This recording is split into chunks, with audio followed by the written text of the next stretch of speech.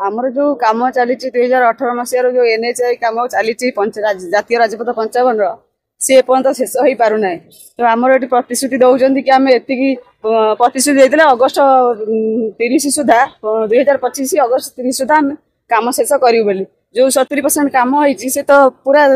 निम्न मानर कम होती जो ब्रिज भी जो सब होती स्ट्रीम लाइट सब लाइट सब जलू ना पूरा अंधकारमय ये आम रास्ता किसी कम कर तो आम आज दाबी आम रखीचु तो से जो ठिका संस्था को निलंबन करा जाऊ जदि से निलंबन न करेंगे आम प्रतिश्रुति जदि न पूरण करेंगे एमती विगत दिन में बहुत एक्सीडेंट गला समस्त प्राय जीवन गला 20-25 जन जीवन गला तो ये जीवन फेरब किए आमर दाबी हो आम जीवन सब फेर दिंतु तो आम राज्य रास्ता को क्लीयर करूँ बहुत माने एनएचआई आमर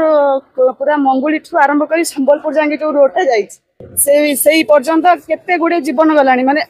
माने पूरा स्पॉट डेड हो जाउछंती तो गोटे घर पुओ चली जाऊँ कि माँ चली जाऊँ बहुत धन जीवन नष्ट हो गला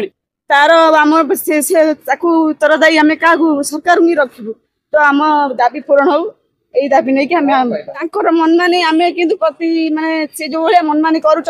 ये चौद्वार जागरण मंच बोली नुह ये चौद्वार जागरण मंच सागे चौद्वार सारा चौद्वारवासी अच्छा तो आज एति अच्छा आगामी दिन में आम प्रतिश्रुति न पूरण करें तो आम टोटाली चौद्वारवासी टोटाली जागरण मंच छिड़ा हब संबलपुर जो जाती जातीय राजपथ 55 से पाखापि 2018 मसीह कम आरंभ है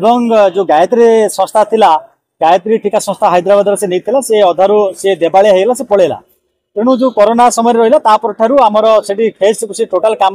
जो रोड को 3टी कंपानी आमर जो कटक रू जो रही झारपुकुरिया पर्यंत 64 किलोमीटर से जो एमएसएल ठिका संस्था कम नेला कम कर वास्तव जो एमएसएल ठिका संस्था जो थर्ड पार्टी एग्रीमेंट नहीं से कंपानी एक्चुअली स्टैंडर्ड नहीं से 278 कोटी कम रही कंपानी एक्चुअली स्टैंडर्ड नहीं कि सी ये जो जातीय राजपथ कम कर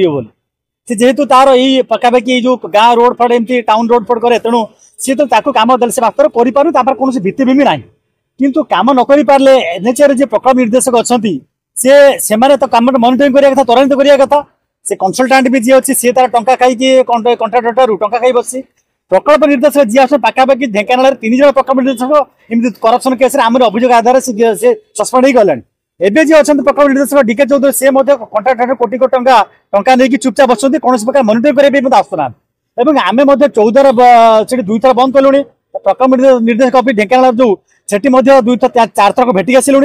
ये जो रिजनाल अफिस ये अच्छी ये आम आसलु 2 थर आसलु आम कौन आम करदेबू गडकरी नितिन गडकरी पार्लियामेंट कहले 30 एप्रिल सुधा एमाने हाईकोर्ट सत्यपाठ देले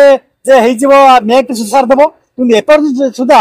पाखापाखि आहरी 30-40% कम बाकी रही तेणु बाध्यक जो कम सरी पारना ठिका संस्था बाके निम्नमान कम रोचे विशेषकर कलिंग बजार नुंटिकी जो अंडरपास करने फ्लाईओवर करने जो दाबी रही है करना तेणु बाध्यक जो कौन प्रकार से कम हो पार लोक बारंबार मरुंच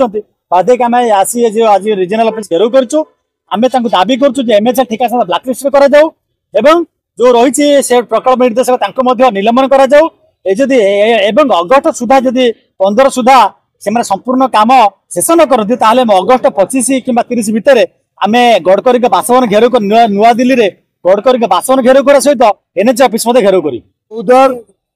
जातीय राजपथ 55 नंबर जो जागरण मंच तैयारी जागरण मंचर जड़े सदस्य आज्ञा सरकार तो कहते सड़क जो सुरक्षा जीवन रक्षा ना सड़क सुरक्षा ठीक अच्छी ना जीवन रक्षा हो पार तो आम कौन करवा खजुरी गचर मूलू पाहाच पाहाच किगुण गाई भी अपा तो ये मन रखु चौदार जातीय राजपथ जो 55 जातीय राजपथ आज दीर्घ 8-9 वर्ष होगा जो मैंने दैन्य अवस्था अच्छी